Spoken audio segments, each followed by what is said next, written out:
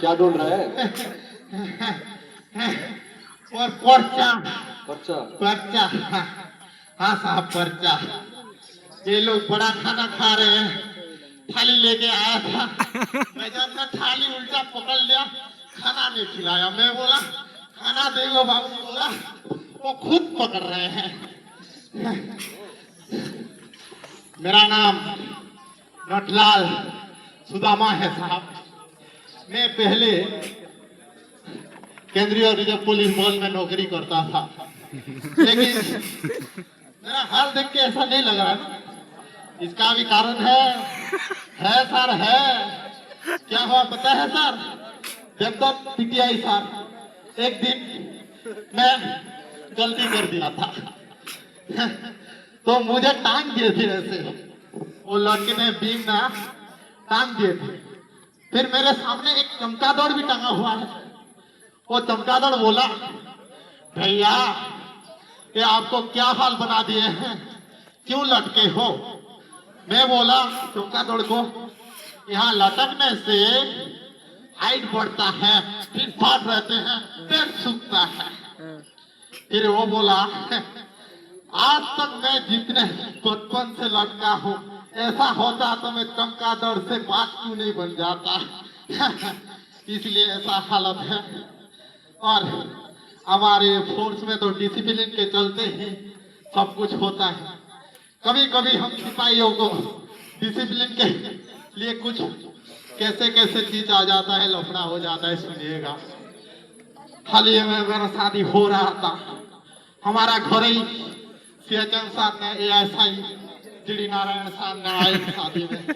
मैं पैरों पे बैठा हुआ था, जैसे साहब ने आए, मेरे बीवी यहाँ बैठा है, जैसे नारायण साहब ने आए, डिसिप्लिन के चलते धड़ाम से मैं उठ गया, सैल्यूट मारा और बोला साहब आप पैरों में बैठिए ना।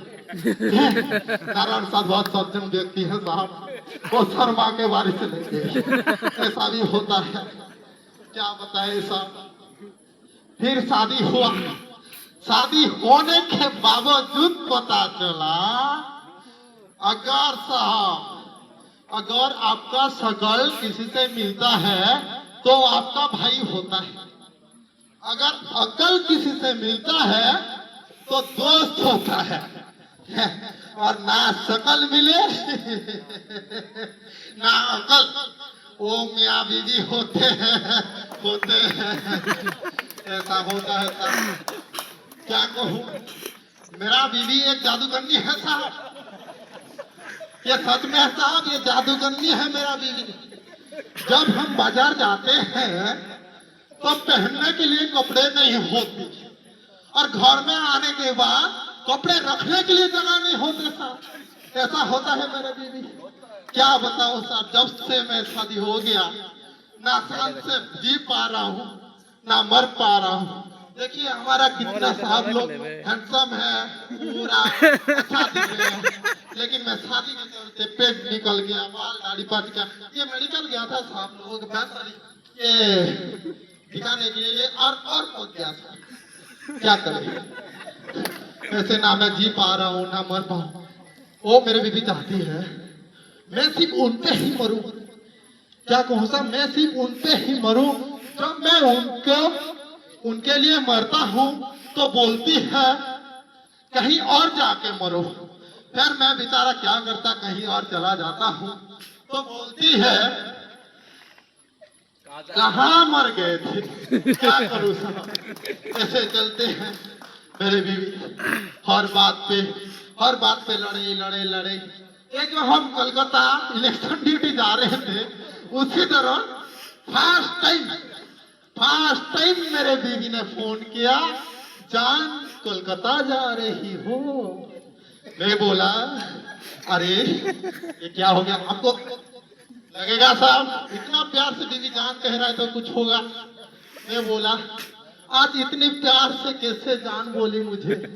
वो बोलती है साहब जानवर कहने में लंबा हो रहा है, क्या करे यार।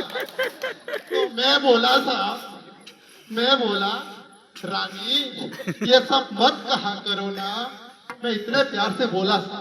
वो बोलती है आप कैसे रानी बोले हैं कुछ तो है, कुछ लाए हो मेरे लिए है? मैं बोल दिया साहब नौकरानी बोलने में भी लंबा हो रहा है। ऐसा होता है साहब, क्या करें।